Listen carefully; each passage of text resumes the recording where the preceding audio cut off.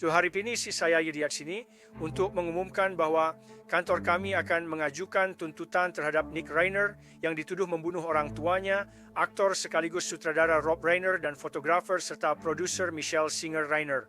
Tuntutan ini akan berupa 2 dakwaan pembunuhan tingkat 1 dengan keadaan khusus yaitu pembunuhan beruntun. Siapa sebenarnya Nick Reiner? Untuk pria yang dituduh secara brutal membunuh orang tuanya yang terkenal, Rob Reiner dan Michelle Singer, di rumah mereka, apa yang bisa membuatnya melakukan hal ini? Jika memang benar, apa latar belakangnya? Bagaimana hubungan mereka? Ini adalah pembahasan mendalam tentang tersangka dalam salah satu kejahatan selebriti paling mengejutkan sepanjang masa. Selamat datang di Sidebar dari Law and Crime. Saya Jesse Weber. Mari kita bahas Nick Reiner, pria 32 tahun yang didakwa 2 pembunuhan tingkat pertama dengan keadaan khusus atas kematian ayahnya, sutradara Rob Reiner, dan ibunya, fotografer produser Michelle Singer di Los Angeles. Keduanya ditemukan tewas di rumah Brentwood, California pada Minggu. Sekarang telah dilaporkan, meskipun belum dikonfirmasi secara resmi oleh pihak berwenang, bahwa mereka mengalami beberapa luka tusukan. Sekarang dia terancam penjara seumur hidup atau hukuman mati. Ini benar-benar mengejutkan dan sulit untuk dipercaya. Sungguh sulit dipercaya bahwa seorang anak bisa melakukan ini kepada orang tuanya jika tuduhan ini benar. Kami pun memutuskan menelusuri lebih jauh tentang Nick Reiner. Benar? Kita harus memahami hal ini dan ingin menelusuri lebih dalam tentang dirinya, termasuk latar belakang dan kejadian di sini. Jika tuduhan ini benar, apa yang mendorong dia untuk membunuh orang tuanya sendiri dengan darah dingin dengan diduga menikam mereka? Nick Reiner lahir pada 14 September 1993. Dia adalah anak kedua dari 3 bersaudara yang dimiliki ayahnya, Rob Reiner dengan Michelle. Mereka menikah pada tahun 1989 ketika dia bertemu dengannya, omong-omong, di lokasi syuting film When Harry Met Sally. Dia yang menyutradarai film itu. Kakak laki-laki Nick adalah Jake, adik perempuannya adalah Romy, yang juga akan kita bicarakan sekarang. Selama bertahun-tahun, kita sering melihat Rob dan Nick bersama. Misalnya, Rob diwawancarai kolumnis Times pada 1998 saat Nick berusia 5 tahun, mereka diwawancara saat makan siang. Nick tampak aktif di sekitar meja seperti anak lain. Rob berkata kepada wartawan, Nick lincah dan selalu bergerak sejak lahir. Saat lahir, dokter bilang dia memang aktif bergerak. Tapi Nick kabarnya pernah berkomentar bahwa dia dan ayahnya mereka tidak terlalu dekat saat dia masih kecil. Menurut The Blast, keluarga memberitahu The Daily Mail bahwa Nick mengalami masa kecil yang sulit dan dikenal sebagai anak yang intens. Ada seorang guru yoga yang bekerja untuk keluarga itu, dia katanya pernah berkata, kutip, Nicky akan masuk begitu saja, seolah-olah dunia sedang terbakar, berteriak ke dalam sesi yoga kami, dia benar-benar berteriak. Saya belum pernah melihat anak seperti itu. Dia mengklaim keluarganya mempekerjakan terapis, namun masa remajanya tetap bermasalah.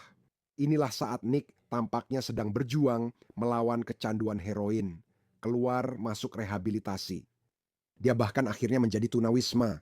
Nick mengatakan kepada majalah People pada 2016 bahwa ia telah 17 kali rehabilitasi dan pernah tunawisma di Maine, New Jersey, dan Texas. Dia menambahkan, aku menghabiskan malam di jalanan, aku menghabiskan berminggu-minggu di jalanan, itu tidak menyenangkan. The New York Times melaporkan dia mulai memakai narkoba dan mengikuti rehabilitasi pada usia 15 tahun. Masih sangat muda, dan selama bertahun-tahun, Nick akan membicarakan hal ini. Seperti yang dilaporkan oleh The New York Times pada tahun 2018, Nick mengungkapkan dalam sebuah wawancara di The Dopey Podcast bahwa saat dia terjaga, kamu tahu, terpengaruh kokain dalam waktu yang lama, dia menghancurkan rumah tamu milik orang tuanya tempat dia tinggal dengan kutipan, memukul-mukul berbagai benda. Sebuah televisi, lampu, dia juga kehilangan kendali di rehabilitasi dengan melempar batu ke jendela. Dia bilang di podcast, aku sangat tersesat, tidak tahu apa-apa tentang diriku atau dunia, dan itu satu-satunya cara yang kutahu untuk bertahan. Dia menjelaskan hal ini lebih lanjut dalam wawancara tahun 2016 dengan komedian Paul Mercurio menurut Los Angeles Times. Di mana Nick berkata, kutip, saya tidak punya identitas dan saya tidak punya hasrat, dan saya pikir alasan saya tidak punya identitas adalah karena saya punya ayah yang terkenal dan kakek yang terkenal. Mengacu pada Carl Reiner, ketenaran bisa membentuk diri Anda. Saya ingin membentuk identitas sendiri dengan persona lebih pemberontak, marah, dan kecanduan narkoba. Dan dia menambahkan bahwa dia tidak punya apa-apa untuk dilakukan, tidak ada yang dinantikan. Dan kabarnya itu sangat berat bagi Rob dan Michelle. Teman keluarga mengklaim Michelle berkata, "Kami sudah mencoba segalanya dan tidak tahu lagi harus apa." Tahun 2015. Ini adalah waktu yang sangat penting untuk dibicarakan di sini. Tak hanya Nick yang tampak bebas narkoba saat itu, ia juga menulis film Being Charlie yang rilis tahun 2016. Dan film itu bercerita tentang seorang pria muda yang kecanduan narkoba dan hubungannya yang sulit serta penuh pertentangan dengan ayahnya. Ayahnya dalam film itu adalah mantan aktor yang terjun ke dunia politik dan pada dasarnya digambarkan sebagai sosok yang dingin dan jauh.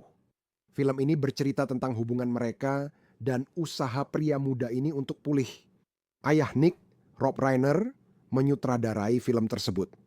Dan ini terbukti menjadi masa di mana Nick dan Rob menjadi dekat, benar-benar banyak belajar tentang hal itu dan dinamika mereka selama tur pers untuk film tersebut. Misalnya, Rob mengatakan kepada The New Yorker, bekerja dalam proyek ini bersama Nick, rasanya seperti sedang menjalani terapi bersamanya. Dia menambahkan di acara Bild bahwa Nick adalah hati dan jiwa film itu, dan ia akan mengandalkan Nick untuk kejujuran dan kebenaran. Nick mengatakan kepada The New Yorker bahwa selama syuting ini, ia lebih memahami ayahnya dan rasa cintanya kepada sang ayah, melihatnya melakukan hal yang paling dia cintai di elemennya. Nick mengatakan pada People bahwa dia punya orang tua yang sangat penyayang dan mendukung. The New York Times melaporkan Charles Burke, produser Being Charlie, menyebut film itu proyek penuh gairah bagi Rob. Dia membuat film itu untuk putranya, hanya itu yang bisa saya sampaikan. Itu adalah hadiah darinya untuk dunia, untuk mengakui putranya, untuk mengatakan, aku mencintaimu dan aku ingin membagikan ceritamu. Dan menarik, bagaimana Rob seolah-olah membicarakan penyesalan yang dia rasakan terkait putranya. Menurut The New York Times, dalam sebuah wawancara pada tahun 2015, dia tampaknya menyarankan bahwa dia terlalu banyak mengandalkan para profesional ketika menghadapi masalah penyalahgunaan zat pada putranya. Dia bilang, kami putus asa dan mendengarkan orang-orang berijazah, padahal seharusnya mendengarkan putra kami. Michelle bahkan menambahkan tentang Nick, kami sangat terpengaruh oleh orang-orang ini, mereka akan mengatakan kepada kami bahwa dia pembohong, bahwa dia mencoba memanipulasi kami. Dan kami mempercayai mereka. Rob Reiner menambahkan dalam wawancara seri Bild itu, seluruh prosesnya bagi saya hanya bisa bicara untuk diri saya sendiri, itu membuat saya jauh lebih memahami dia, dan saya rasa itu membuat saya menjadi ayah yang lebih baik. Saya katakan semua itu, Anda lihat keluarga yang bersatu. Apa yang terjadi? Apa yang terjadi jika tuduhan itu benar? Apa yang terjadi dengan Nick? Ini rumit, karena menjelang Rob dan Michelle dibunuh, kecuali pesta malam sebelumnya, kita akan membahas hal-hal dengan Nick, semuanya tampak baik-baik saja. Sinematografer Barry Markowitz mengatakan kepada Page Six bahwa dia baru saja menginap di rumah keluarga Reiner di Brentwood. ABC melaporkan, mantan penjaga keamanan membenarkan Nick tinggal di rumah tamu milik orang tuanya.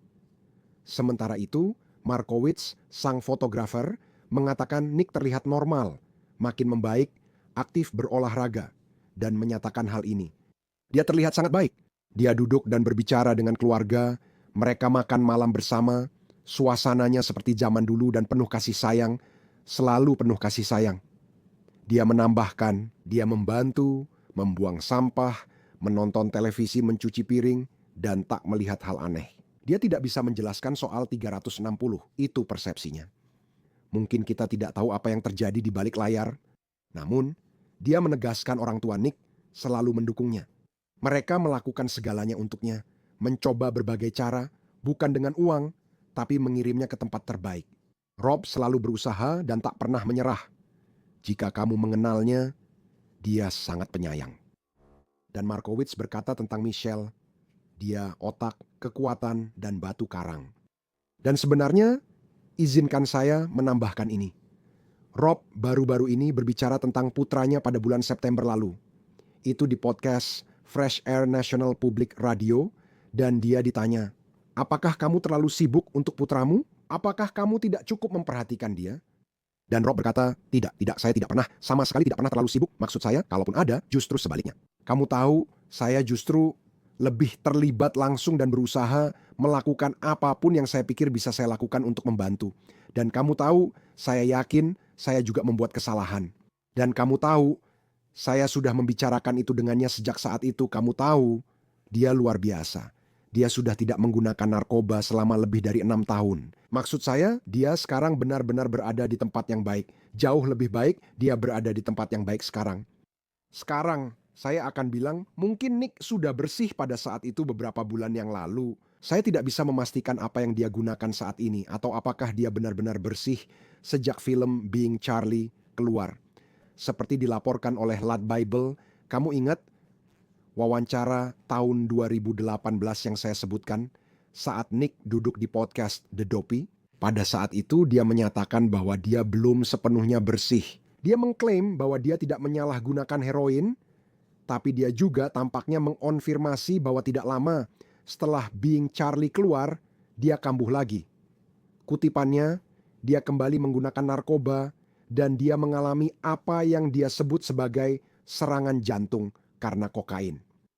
Kembali ke apa yang terjadi di sini. Salah satu tantangan saat membahas Nick Rainer yang dijelaskan dengan baik oleh Los Angeles Times.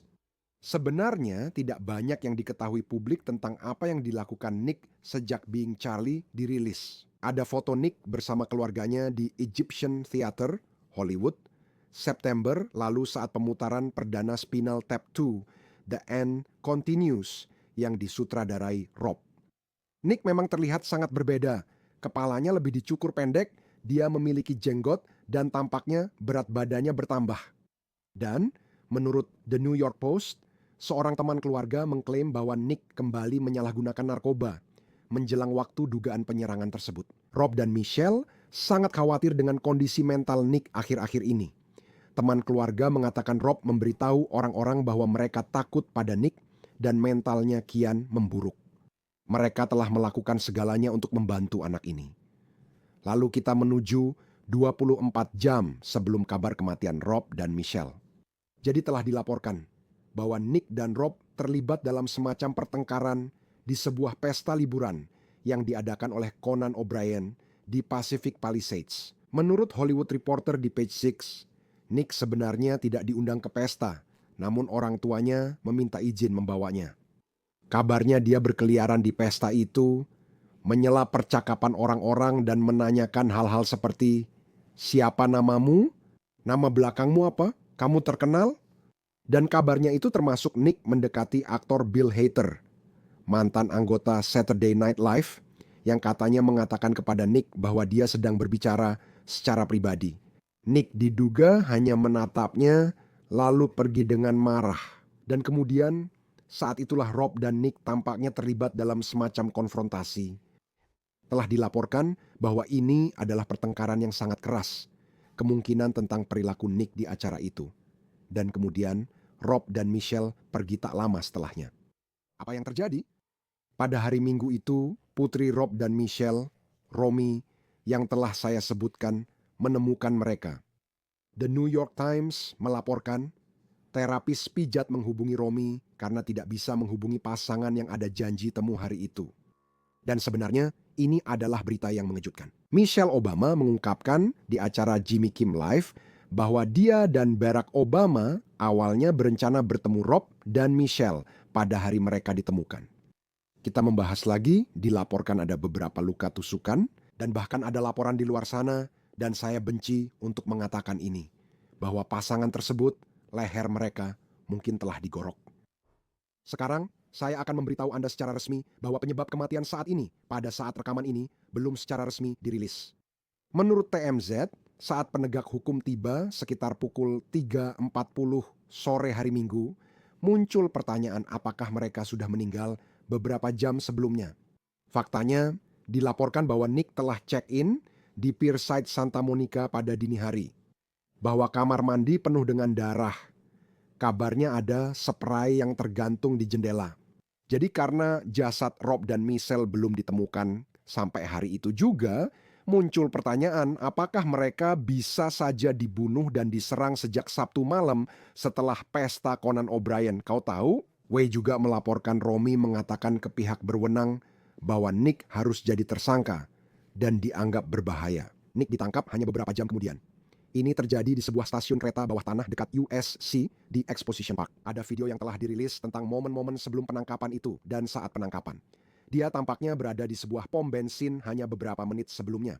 Sebagai penjelasan, setelah saya uraikan semua tentang Nick Rainer, tidak ditemukan motif. Tidak ada motif resmi yang telah dicantumkan untuk dugaan pembunuhan tersebut, tetapi seperti yang saya sebutkan, dia menghadapi tuduhan pembunuhan. Kini dia tampaknya diwakili pengacara Alan Jackson yang sebelumnya mewakili Karen Reed. Dia pengacara terkenal. Saat Nick dijadwalkan ke pengadilan kemarin, dia absen karena menurut Jackson, dia belum dinyatakan sehat secara medis. Sekarang saya akan membahas lebih lanjut tentang ini, oke? Tapi sebelum saya menghadirkan seorang ahli penegak hukum untuk membicarakan hal ini, Stephen Zajic dari The Hollywood Reporter membahas Rob Reiner usai kematiannya.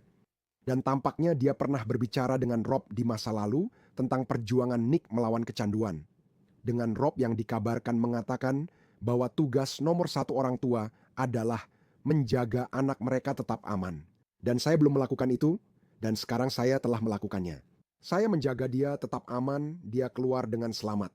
Dan Zajic berkata, di tahun 2025 kata-kata itu terus terngiang di benak saya. Ya, Nick berhasil keluar dengan selamat, tapi Rob yang tidak. Jadi saya ingin membicarakan semua ini sekarang, saya ingin membahas tentang penyelidikan apa yang mungkin terjadi di balik layar seperti apa semua ini. Ini kasus yang sangat terkenal. Saya juga memikirkan Nick Rainer dalam hal ini. Saya ditemani tamu spesial yang setiap kali hadir, kami selalu bertanya di mana dia berada. Suatu hari dia di Washington DC, suatu hari dia di kapal pesiar, suatu hari dia di London, dan sekarang dia sedang duduk bersama saya. Chris Swanson, Sheriff, kantor Sheriff Genesee, terima kasih sudah datang. Senang melihat Anda di New York. Anda memberi saya hadiah luar biasa. Saya ingin semua orang mengingatnya. Nanti kita bahas di akhir. Ini hadiah yang sangat istimewa dan berarti terima kasih banyak. Kita akan membahas ini. Ini adalah cerita besar, cerita besar. Saya baru saja menguraikan semua yang tampaknya kita ketahui tentang Nick Rainer. Jika tuduhannya benar, ada dugaan pembunuhan dalam keluarga. Apakah Anda pernah mengalami atau melihat hal seperti ini? Kita belum tahu detailnya dan belum ada motif resmi yang diungkapkan. Namun, membahas orang dengan riwayat penyalahgunaan narkoba seperti ini sangat mengganggu. Ini memberi sudut pandang berbeda pada konteks ini. Apa pendapat Anda? Pernah melihat hal seperti ini? Ini yang disebut sebagai kejahatan karena emosi, dan ada begitu banyak emosi, terutama ketika penusukan terlibat. Saya pernah ke tempat kejadian perkara lebih dari 25 tahun lalu, di mana seorang anak menembak dan menikam ayahnya di dada. Pisau steaknya sampai patah di dadanya dan dia terus menikam ayahnya dengan pisau lain. Dan seringkali ketika penusukan seperti ini terjadi dan pelakunya ada tepat di depan korban, ada alasan kenapa mereka menikam berkali-kali. And mereka kami melampiaskan kebenaran pada amin apukio dan manpui. Ini dia berbeda dengan jajuari menarik pelatu pistol dan menembak, meskipun kamu tetap bisa membunuh orang dengan cara itu. Namun pembunuhan yang kamu saksikan pada kasus Rob Reiner dan istrinya ini didorong oleh hasrat kebencian dan kemarahan. Dan apakah itu bisa muncul begitu saja? Jika kamu tanya keluarga dan teman-teman, mereka bilang tidak pernah menyangka hal seperti ini akan terjadi. Dan kita sering membicarakannya. Orang yang melakukan pembunuhan untuk pertama kalinya, itu memang bisa saja terjadi begitu saja. Mereka mungkin belum pernah melanggar atau bermasalah dengan hukum sebelumnya. Dalam dinamika keluarga seperti ini, orang bisa sangat terkejut dan tidak menyangka hal ini terjadi. Pada 2028, September, seorang penembak Islam mengendarai truk ke gereja-gereja Yesus Kristus dari orang-orang suci zaman akhir di Grand Lake, Michigan, menewaskan 4 orang dan melukai 8 lainnya, 1 kritis.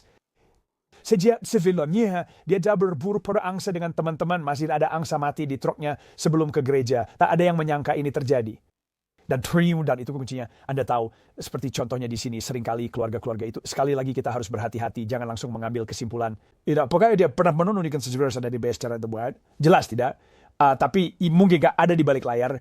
Ya, tapi tipe orang ini bisa saja meledak tiba-tiba. Apa yang sedang terjadi di balik layar dalam penyelidikan saat ini? Jelas, jaksa wilayah sangat tertutup soal bukti dan kita belum tahu motif pastinya di sini. Tapi saya sudah jelaskan semua yang kita ketahui tentang Nick Rainer. Apakah para penyelidik sekarang sedang menelusuri seluruh masa lalunya? Apakah mereka juga menyelidiki pesta yang dia dan orang tuanya hadiri malam sebelumnya di rumah Conan O'Brien? Apakah mereka sudah mewawancarai tamu pesta itu? Sejauh mana mereka menyelidiki jika tuduhannya benar dan bisa menyebabkan ini? Untuk penting diketahui bahwa adalah penyelidikan tanpa kemungkinan rekan konspirator lain. Jadi bagian itu sudah selesai. Korban-korbannya sudah meninggal, tersangkanya sudah ditahan, sudah didakwa secara resmi. Mengapa itu terjadi? Itu pertanyaan yang lebih besar dan semakin tinggi profil pembunuhannya, semakin banyak pertanyaan itu harus dijawab. Jika saya penyidik utama, saya akan telusuri sejak anak ini lahir. Saya akan menelusuri semua komunikasi dan ponselnya. Kami juga akan ajukan surat perintah penggeledahan untuk semua langganan yang pernah dimilikinya. Dia sedang berkomunikasi dengan berbagai cara, berbicara dengan keluarganya, putrinya yang datang ke lokasi dan menelepon 911 juga setiap lingkungan tempat dia tinggal dan tetangga di sana. Itu kamu ingin meninggalkan pertanyaan karena ini seperti menyusun potongan puzzle yang besar. Orang-orang ini mungkin mengira potongan itu tak penting, tapi saat dimasukkan, gambaran besarnya mulai terbentuk. Apakah status selebriti dalam kasus ini mempengaruhi atau memperumit penyelidikan? Ya, betul saja. Bagaimana bisa begitu? Karena mereka sangat terkenal. Maksudku jika kamu lihat orang-orang yang terlibat dan kita tadi bahas betapa miripnya dengan kasus O.J. Simpson, kamu tahu 5 menit jauhnya. benar dan kita masih membicarakannya. Aku yakin orang-orang yang kamu kenal masih ingat di mana mereka berada saat melihat kejar-kejaran White Bronco itu karena sangat menarik perhatian. Kamu tahu pembunuhan sayangnya terjadi sepanjang waktu, tapi pembunuhan profil tinggi memang punya nuansa yang berbeda. Sama seperti kamu tahu orang-orang yang kamu tahu membunuh penegak hukum itu juga punya nuansa yang berbeda. Itu tetap mengambil nyawa dan seseorang, tapi ada hal lebih dari itu. Karena ada standar dan batas yang lebih tinggi, kasus tersebut jadi lebih rumit. Bagaimana mereka memproses tempat kejadian perkara dan bagaimana mereka memproses kamar hotel tempat dia tampaknya menginap. Katanya ada darah di kamar mandi. Bagaimana mereka menanganinya dengan baik? Wah, jadi kamu punya aja perimeter luar, jadi terjadi di dalam dan juga ada tempat kejadiannya sendiri. Jadi kamu mulai seperti dengan lensa lebar. Lalu dari situ kamu mencari tahu. Karena ini kejahatan yang berdarah-darah. Kamu bersihir dan memastikan berjalur ini mencocokkan siapapun yang dia bawa, lalu merekonstruksi semuanya. Itulah yang akan mereka lakukan. Jika kembali ke rumah itu, jelas dia masuk ke sana. Apakah ada kamera pintu di rumah tetangga seberang? Kapan dia masuk dan berapa lama di sana? Mereka juga bisa melacak sinyal ponselnya. Apakah ponselnya terdeteksi di menara? Berapa lama dia di sana? 5 atau 15 menit? Apakah dia duduk di luar mengumpulkan keberanian sebelum masuk? Itu pertanyaan yang harus dijawab. Saat kamu di rumah dengan 2 orang dibunuh pakai pisau, mereka tidak langsung mati. Apakah korban pertama melawan saat dibunuh? Tidak mungkin membunuh 2 orang sekaligus. Ini bukan penembakan. Jadi kamu akan melihat, aku bahkan tidak bisa membayangkan darah yang berceceran di seluruh rumah. Mereka akan menganalisis semua pola itu untuk mengetahui posisi orang ini, baik saat pisau diangkat maupun diturunkan. Itu saja yang sebenarnya dia dilakukan, dalam arti yang sangat surreal, melukiskan sebuah gambaran. Mereka bahkan belum benar-benar merilis lebih banyak detail tentang bagaimana Rob dan Michelle dibunuh. Jaksa wilayah menyatakan pisau digunakan. Penyebab kematian saat rekaman ini dibuat belum diumumkan. Menurut laporan, kita bisa memahami apa yang terjadi pada mereka. Mengapa pihak berwenang lebih tertutup tentang beberapa detail tertentu? Menurut saya mereka ingin menjaga integritas kasus tetap kuat agar tak ada yang langsung menyimpulkan. Saya membaca artikel pagi ini, isinya ternyata tidak akurat dari yang dikatakan sehari sebelumnya. Orang-orang mengisi kekosongan sendiri, jadi kita bisa memberi informasi sebanyak mungkin, tapi tetap menahan info sampai benar-benar terkonfirmasi. Setiap kali kamu mengungkapkan sesuatu, orang-orang langsung menarik kesimpulan sendiri. Penyebab dan cara kematian, toksikologi, serta DNA memang bisa memakan waktu hingga 6 bulan. Jadi investigasi ini tidaklah cepat. Mereka menyekolahkan kasus cepat di acara kriminal televisi. Apakah mereka akan bisa mengetahui dengan pasti kapan mereka dibunuh? Karena ini menarik, mereka pulang dari pesta. Tubuh mereka baru ditemukan beberapa jam kemudian. Dia check-in ke hotel ini di area lain kan? Ada dugaan bahwa mereka bisa saja dibunuh. Mungkin tepat setelah pesta, maksud saya, jika diasumsikan dia yang melakukannya. Mungkin pada dini hari Minggu. Tapi sepertinya berdasarkan bukti laporan, mereka berada di sana cukup lama. Seberapa akurat penegak hukum dalam menentukan waktu kematian? Pemeriksa medis berperan karena 12 jam. bertahan 12 jam lalu hilang sehingga ada 24-36 jam. Tergantung kapan mereka datang menyelidiki, mereka bisa menelusuri dan menyimpulkan bahwa kemungkinan besar kematiannya terjadi dalam rentang waktu ini. Mereka mungkin lemah dan butuh 30-40 menit hingga kehabisan darah dan menderita. Karena yang mereka alami adalah shock hipovolemik. Itulah yang terjadi, mereka kehabisan volume darah. Jadi laporan pemeriksa medis itu ditambah lagi dengan rekaman pengawasan dan kamera, serta kamu tahu ponsel, mereka bisa melacak berapa lama dia di dalam atau di luar rumah dengan garis waktu yang cukup akurat. Kerja luar biasa dari penegak hukum di sini. Penangkapannya terbilang cukup cepat. Hanya beberapa jam setelah penegak hukum tiba di lokasi, mereka menangkapnya. Dan ini benar-benar menarik. Karena ada video yang muncul di mana Anda diduga melihat Nick Reiner di sebuah pom bensin. Ini tepat sebelum polisi datang dan menangkapnya. Saya tahu Anda sudah melihat kedua video itu. Apa pendapat Anda tentang hal itu? Menurut saya di proses yang cepat itu karena mereka mungkin tahu mereka punya rekaman dan mereka meninjau rekaman tersebut. Jika Anda tiba di lokasi 2 korban dugaan pembunuhan, langkah pertama adalah mengambil dan mengunduh rekaman kamera untuk mencari tahu keberadaan tersangka. Lalu kita lakukan itu untuk penembak aktif seperti di Universitas Negeri Michigan beberapa tahun lalu. Foto pelaku cepat tersebar dan dia tertangkap hanya beberapa mil dari lokasi. Karena foto itu disebar untuk penegak hukum, itu yang kita inginkan dan saya yakin ada rekaman di mana-mana. Nah, tismi, pasal di seleksi mungkin dia sudah punya dugaan kuat bahwa itu dia. Lalu ketika mereka melacaknya, mereka mungkin punya ponselnya karena saudara perempuannya. Mereka melacak ponsel miliknya. Mereka tahu persis di mana dia berada. Kamu bisa lihat saat dia berjalan di dalam toko. Sangat murung. Ya, bagaimana sikapnya? Baru saja membunuh orang tuamu. Ya, katanya sih. Ya, katanya sih. Tapi itulah pola pikirnya. Dan lalu kamu keluar.